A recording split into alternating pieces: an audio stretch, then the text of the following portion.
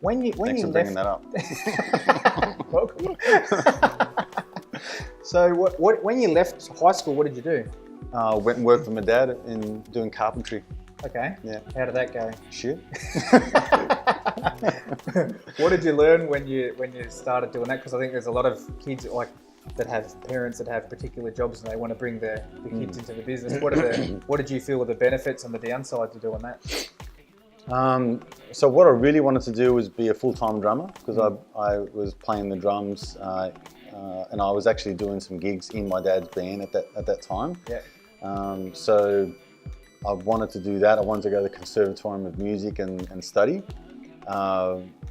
My dad convinced me that you need to get a good grade, you need to get a good job, you need to have a stable job to fall back on, just in case music doesn't work out. Yeah.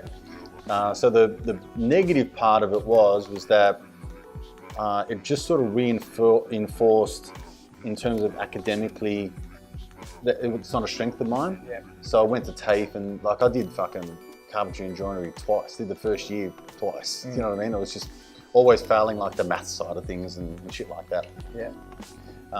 Most of the time that I went to TAFE, it was a day off work, so I kind of just went to the gym and had a workout at the TAFE gym and stuff like that, right? Yeah. And just had a workout there. I was already into fitness and bodybuilding and training weights. My dad bought a home gym. He had this sort of epiphany one day he was going to get fit. And he bought one of those weirder gyms, with the leg extension at one end and the lat pull down, and then you got the bench on the other side. Yeah.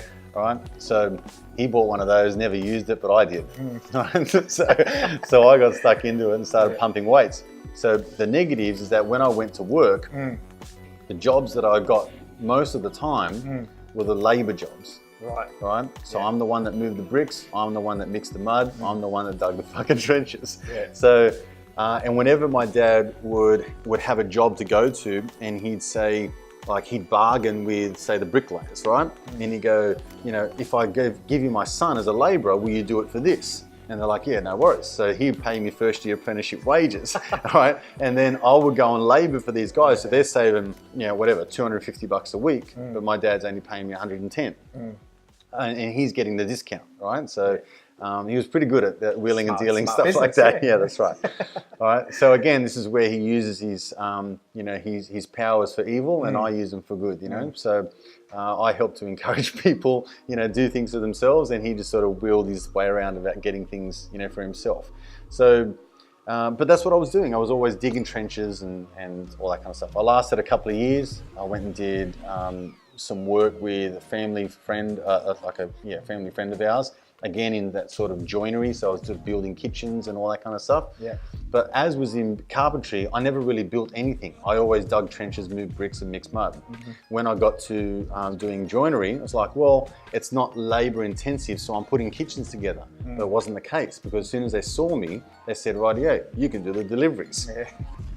So they would say, go and do the deliveries, and you go and pair up with Brian, and you're going to be traveling around and you're going to be loading the kitchens and unloading the kitchens. And whenever I was not unloading or loading the kitchens, I was sweeping the floors. So I always had that sort of, shit kicker type of job, Yeah. So, do you want me to keep going? No, that's good, because you can sort of see like the foundation of where your work and things started.